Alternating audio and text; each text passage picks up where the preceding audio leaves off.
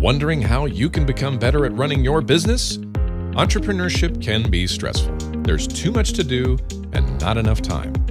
If you're isolated in your daily decisions, have no fear. Success and balance are possible. Welcome to the Small Business Answer Man podcast, where you master the art of running a successful business using practical advice from experts who want to help you succeed. Now, here's your host, Gary Wilbers. Welcome. We're glad to have you back again this week for another great guest. I told you this first quarter, we were really going to concentrate on how you can make your business better and really be able to get that compound effect of doing things that will make a difference for you, either your business or in your personal life. And today, I think I've got that guest again with us. Dr. Naismith is with us. Will you share with our listeners today in the Small Business Answer Man podcast, what will you help them solve today? Today, I'm helping your listeners solve the problem of how to successfully manage your relationship with your business to ensure that as a business owner or an entrepreneur, your personal relationship doesn't become collateral damage as a result of you entering into a love triangle with that business or career.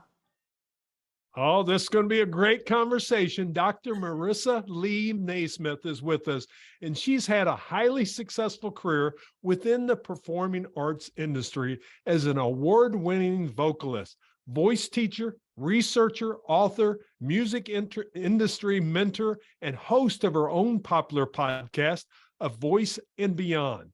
A few years ago, she found herself in a love triangle as her husband of 30 years was slowly being seduced by his business, and she had to navigate the road to redemption beyond this love triangle.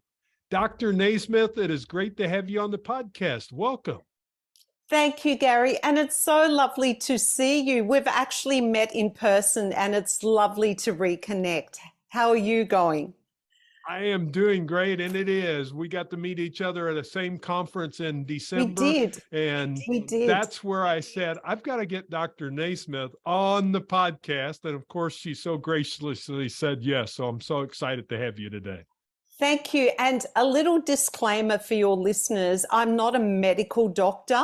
So if anyone needs resuscitating, don't come to me. I don't do mouth to mouth. And I am a doctor in terms of academia. So I have a PhD in the teaching of contemporary voice styles. So yes, I'm not a medical doctor. I am an academic doctor. Just a little disclaimer there. I'm not a therapist. I'm not a counselor. I'm not a psychologist. I'm here and I'm just going to share my experiences as someone who went through this love triangle scenario. Well, and I think it's such a great, interesting topic because our business owners do have this challenge because the business becomes everything and they're trying to make it a success, especially when you're talking about those small business owners and entrepreneurs. So kind of where I wanted to start, if you don't mind, is what are some of the warning signs that as a business owner or entrepreneur that they're being seduced by their business, do you think?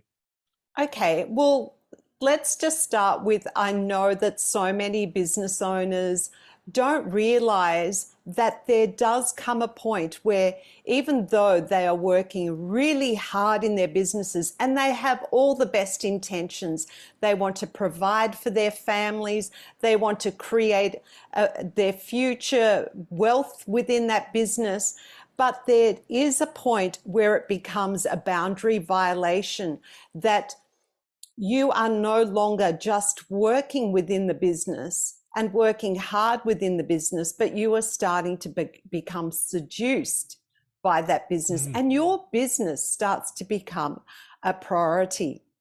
Now, as I said, I'm not a relationship expert, but here are some of the things that happened in my relationship. And one of the early warning signs was that there started to become a breakdown in communication. Now, this can be as simple as, to begin with, the small business owner, let's just say you, I'll just say you, referencing you, the listener. You come home from work and you are in a bad mood, your spouse or partner may ask you, okay, how was your day? And you might just say, yep, okay.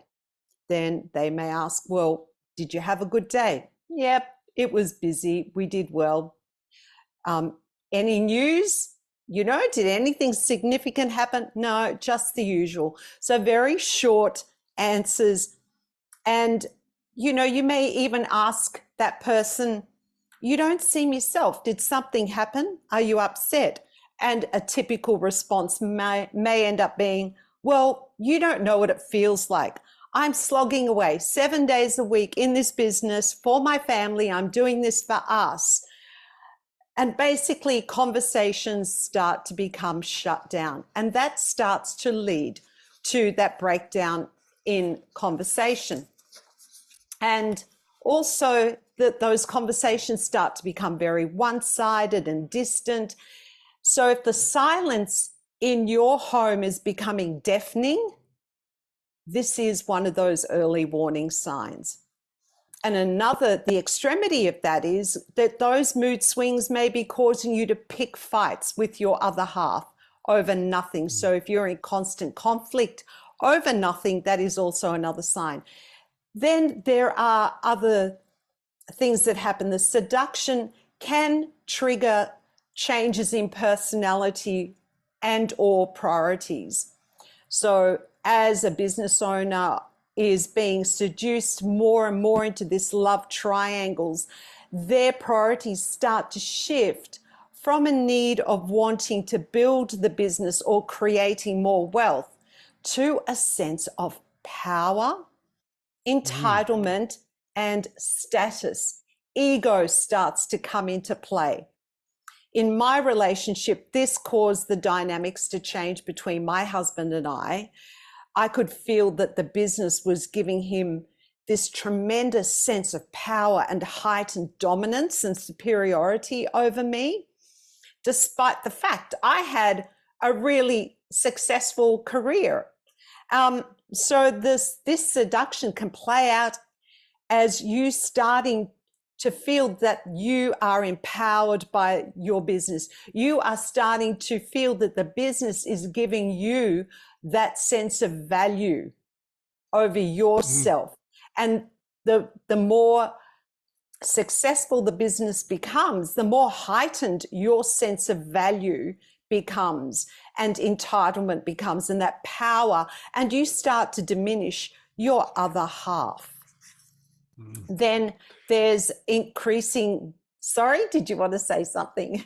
No, I just love what you're saying, because I can see just, how that happens. And the breakdown of communication really is a real start, because that entrepreneur a lot of times will go internal and they think, oh, I can't share those problems. And instead, and then the spouse, significant other, feels like, they're not partners anymore. It's like just living with each other. So true, so true. It can be that very sense of, I can't share what is going on.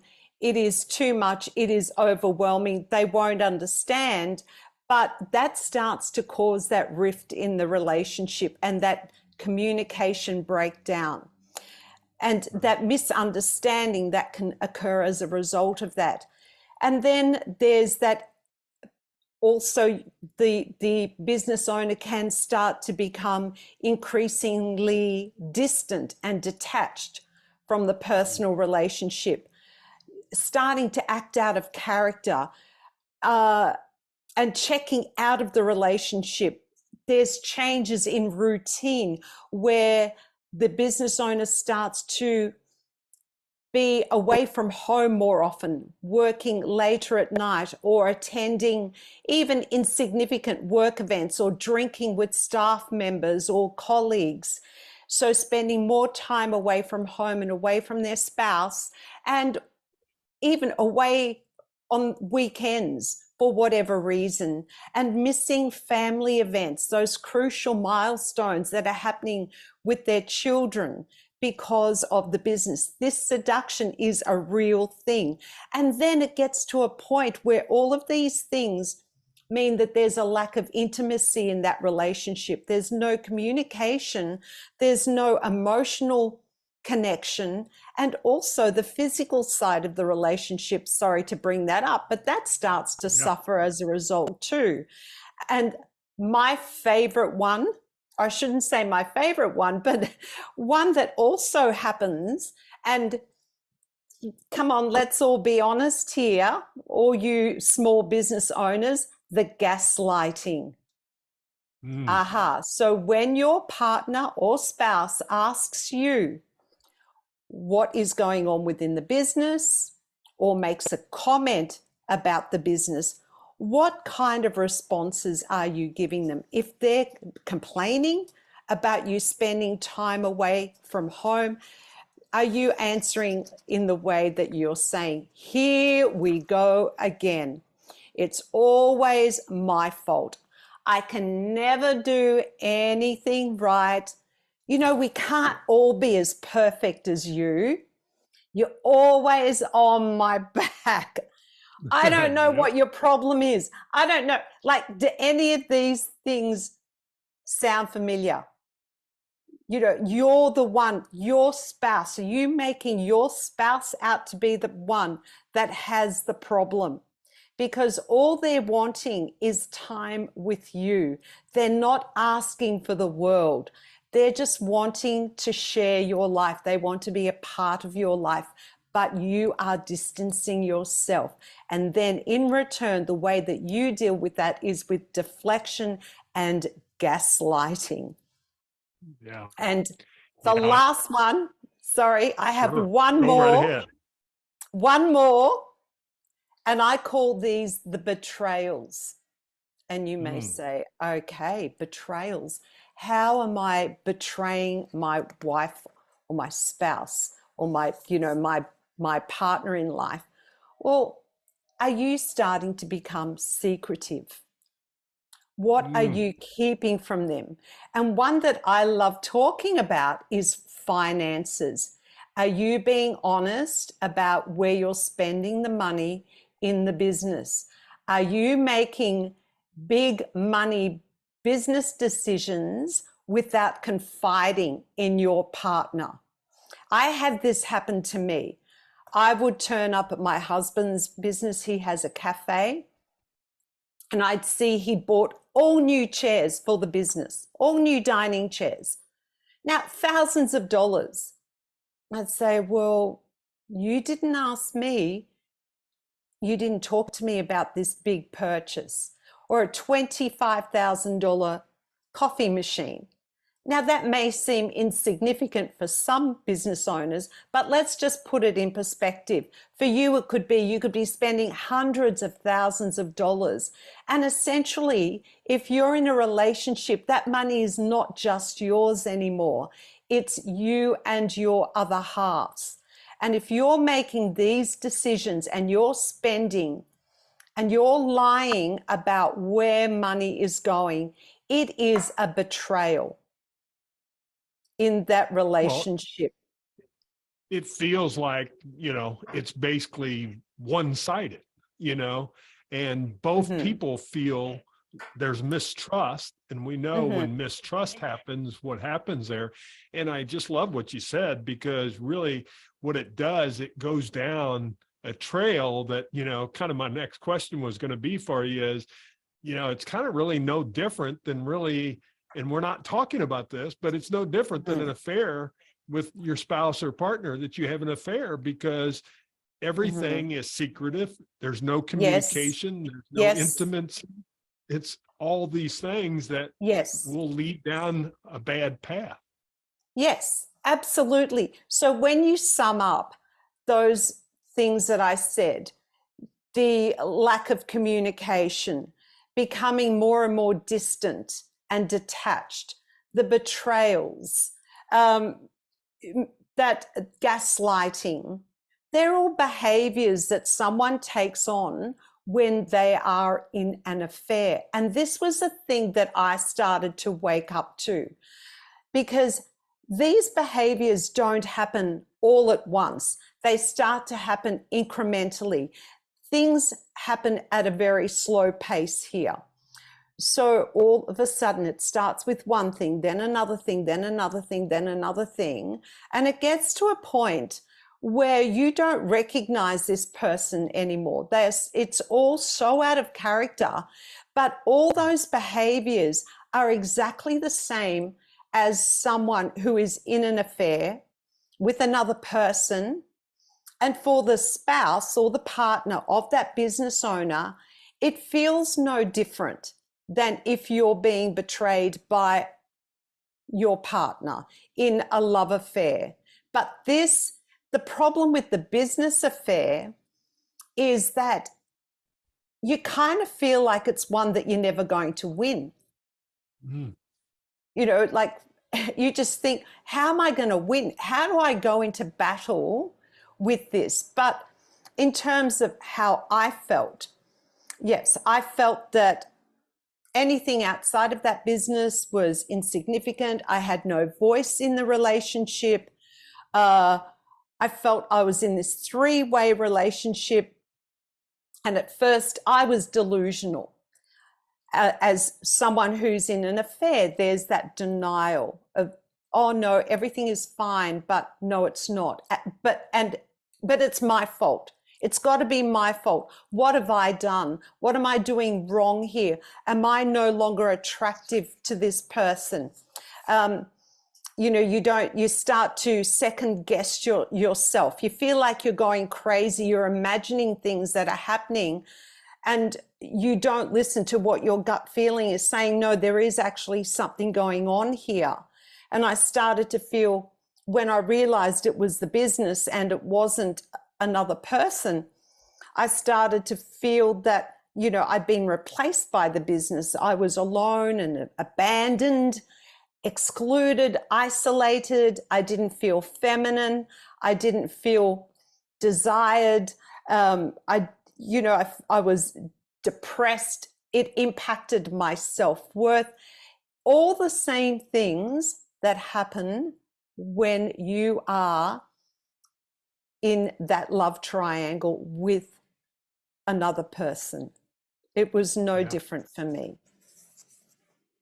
Yeah, I know. I'm sure our business owners, as they're listening, because I have a lot of men business owners, because I work in masterminds, as we talked about when we got together.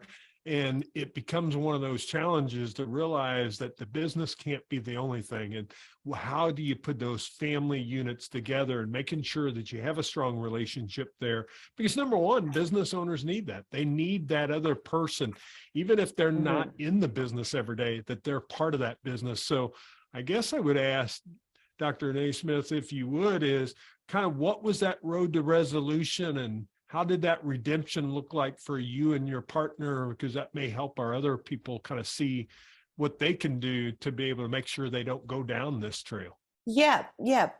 Well, for us, there did come a tipping point, and maybe some of your listeners they've gone beyond that tipping point. They're already, you know, unfortunately, there is no redemption. They're in a place where their relationships have already, what do you say, cease and desist? What do you call it? They're flatlined. And hopefully they can learn for next time. And then there are others who are in this love triangle and really do genuinely love their spouse or their other half. But for us, we did separate. There came a point where enough was enough. And I just couldn't deal with it anymore. The behavior that I was enduring, I just felt, I started to do work on myself. I started to listen to some of these amazing thought leaders like Brendan Burchard, like Jay Shetty, Lewis Howes, Brené Brown, Mel Robbins. A lot of these people started to come into my life, and I started to do the work on myself every day. So as I became more and more empowered, I realized that I was not worthy of receiving this kind of behavior. Plus, I had 2 daughters, and the anger was the thing that was the most challenging in our relationship, amongst all the other things, but the behavior that came into the house.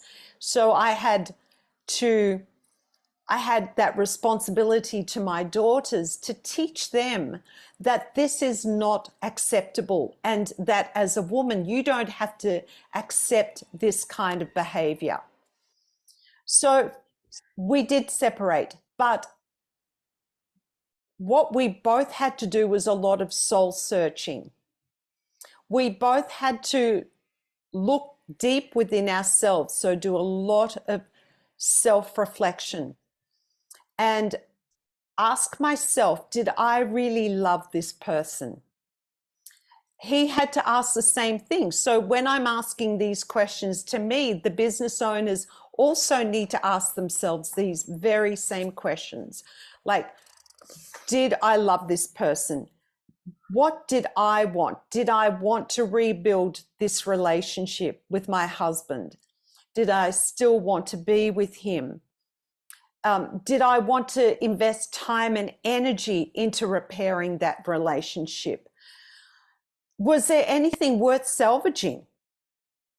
Did I still love the person? And the answer to all of those questions was yes. So if you're answering yes to some or all of those questions, if you're in that place of struggle at the moment, you can still redeem your relationship. What we did, I started off with my own self-reflection, self-assessment of what are my boundary violations. I had to learn what I wanted within that relationship, and I had to step up the courage to ask for things that I believed were necessary to fulfill me in that relationship, and have awareness around those things and not settle for second best, and stand firm and believe in my self-worth. And my husband had to do the same, because there were things that were causing him to act out in his business due to lack of self-esteem. There was a lack of self-esteem. So you both need to do the work. You both need to do the work individually, and then you need to do the work as a couple. So we went, I gave him an ultimatum that he needed to go and get therapy, which he did. And that therapy really helped him to prioritize. So if you can't do this on your own, there is no shame in asking for help, because a therapist can help you identify some of those, the roots of some of your problems, because it can be way deeper than you spending more time within that business. Maybe it is that you're placing your value, your self-worth on what the business is, how the business is operating. But it can help you, they can help you prioritize your time. Start to bring that communication back with your spouse or partner in a place where it needs to be. Also, they can help you self-regulate your emotions, because that's another thing, help you with those mood swings where you're getting angry with that other person. And we just went back to basics.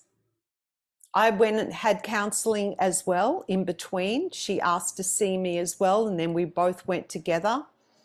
But you both need to go back to basics when this happens, and take things slowly. Don't put pressure on the relationship. The business is putting enough pressure on you. Don't put pressure on this relationship. Just one small change a day is all that's necessary. Start dating again.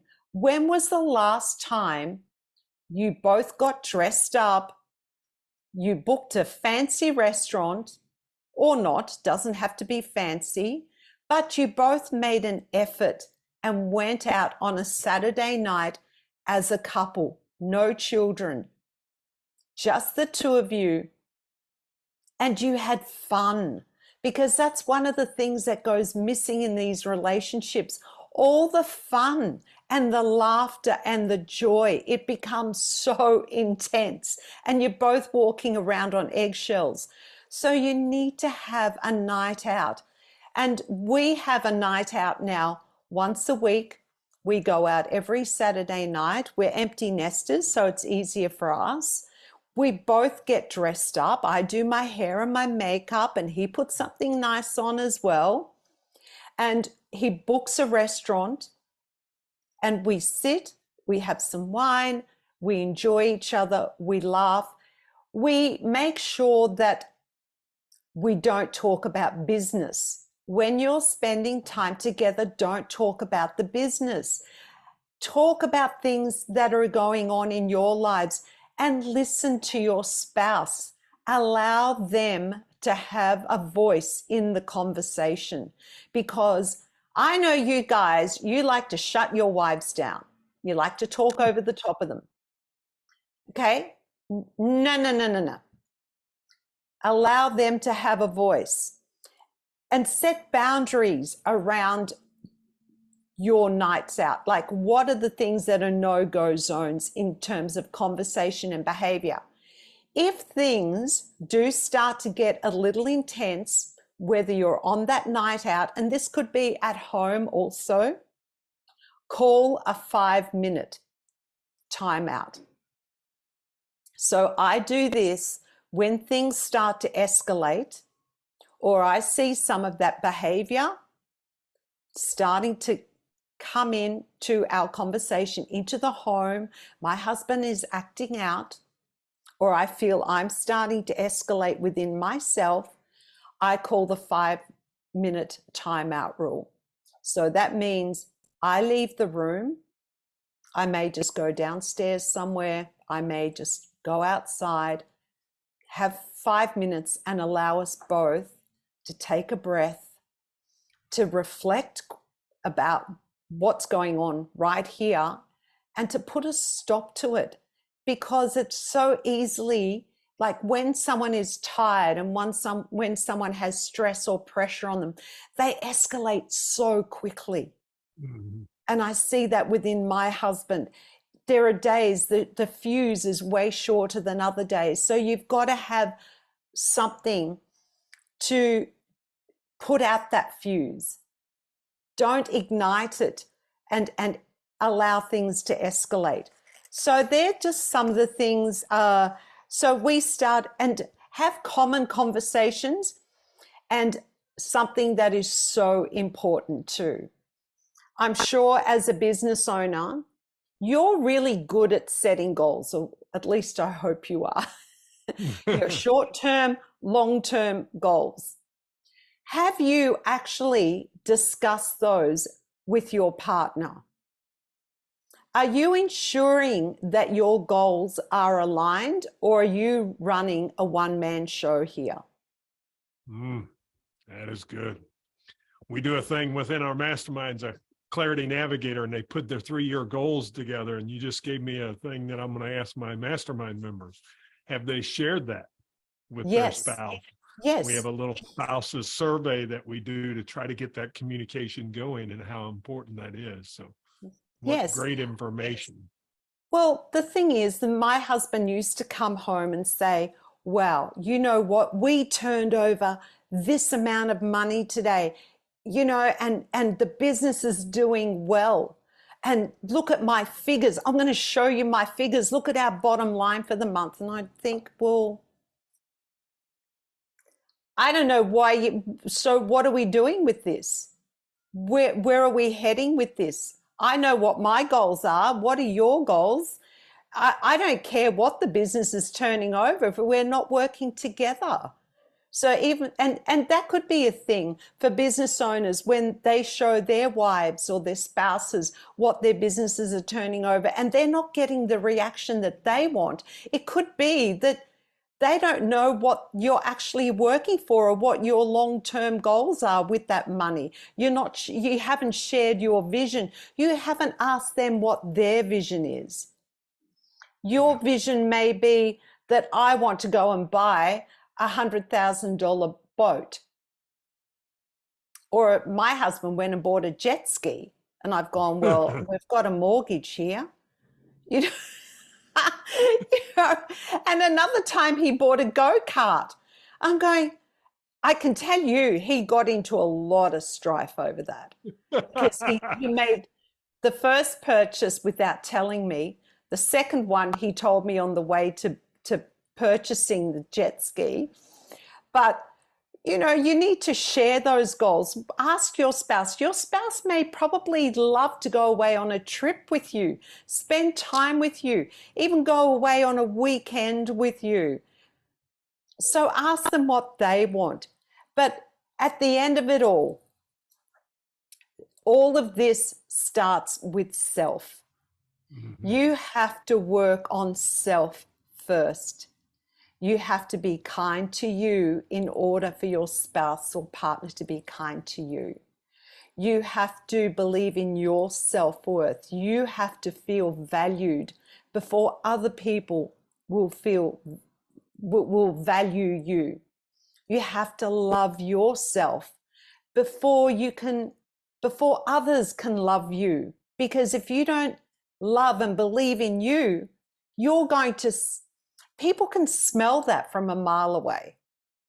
Yeah. So, doctor, and self-care, you know, physical, mental, and emotional self-care. Do things every day to take care of you so you can then take care of others and take care of that business, and don't allow it to become your mistress. Well, I think my listeners know why I wanted to get Dr. Naismith on this podcast. I just can't thank you enough. And I really want the business owners to think about, you know, where are they not communicating with their spouse? And I will share with you, I have a spouses survey, and we'll put that in the show notes. That's a good way to maybe get you started. And it's got the questions, and you both fill it out. And it could be some great discussion time, because find out where you're missing. And I love what you said about goals, because if you've set your goals, but you haven't talked to your spouse about her goals, I mean, you're off. So sit down with that individual and look, work with them and stuff. Mm-hmm. And I think you've got a little PDF that you're willing to give them for self-lessons. Yes. It's called Taking Ownership of Your Life by Stepping into Self. So it's all the self lessons to help you in your relationship. And are you going to share the link for that? I have sent a link, maybe that I just sent that last night. Yeah, we have the link here. I'll share it, and then we'll also have it in show notes, because we know most people's too active to get it, but it's Dr. Marisa Lee Naismith.com at small-business-answer-man, and we'll have it in show notes. So all you have to do is go right there, click on it. We'll have her website there, so you can check out her information and everything that's in the on her website and stuff. But Dr. Naismith, I'm telling you, you touched on a topic that, I'll be honest, I get into with my mastermind members. And so one thing I want to share with business owners is, and we're talking about men or women, because, you know, it can be the other way too. The woman business owner 100%. Can do the same thing and goes in that. So, I mean, we're not talking and trying to say it's all men. I talk to men because that's what my mastermind, it's a mastermind only men. But I talk about this type of topic is that you get so married to your business that you forget the other things that are in your business, you know, like those children and like your spouse. And you've got to build that together, because otherwise, my company name is Ascend Business Strategies. Otherwise, you get to the top of the mountain and you're there by yourself. Yes, and it's no fun. Yes, it is. And it's no fun being at the top of that mountain, finally achieving all the things that you want to in your business, and finding that you are standing alone. There is no one to share in that joy with you. It is no fun. And the grass is not greener on the other side. No. You know, we can all say, oh, the grass is greener, but it's lonely. It's not good. So, and you can redeem your relationship. You just have to have that willingness and acknowledge that you are in this scenario. and make those changes. Change is possible in your relationship, but it starts with you, with self. Yeah. What great advice. I truly appreciate you coming on and sharing your knowledge and sharing a very personal topic and stuff. And she wanted to share that because she felt that would be what best would serve the listeners, because she knows I have small business owners and entrepreneurs. And I just can't thank you enough. I'm so glad I met you in December, because Likewise. you know, you're a good friend now. And I asked her to come on the podcast, and we were kind of debating what we talk about. And she said, no, I think this is it, because with small business owners and entrepreneurs, they have that challenge. And I can't thank you enough, Dr. Naismith. Oh, it's been an absolute pleasure. And it's so great seeing your face again. So now, so this time it's like exactly virtual high five. We'll do the virtual high five. Yes. Yeah, we're doing the virtual high five. We did a lot of high five and we December did, and with shaking. each other. You can do this. So listeners, here's what I'm going to leave you with. I want you to really think about that communication area, and think about, with your spouse and with your family, what needs to change there. What needs to change, and take action on it. Don't think about this, take some time to figure out what it is for you, but then sit down and have that conversation.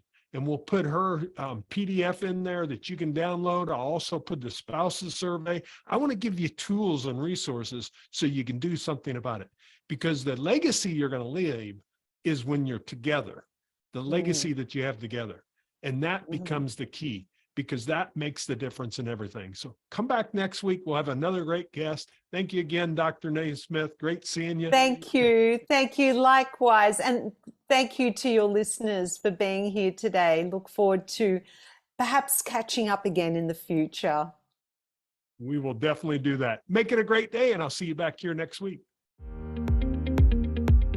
That's all the time we have for this week. To continue your journey, head over to smallbusinessanswerman.biz to access the tools and resources mentioned in today's show.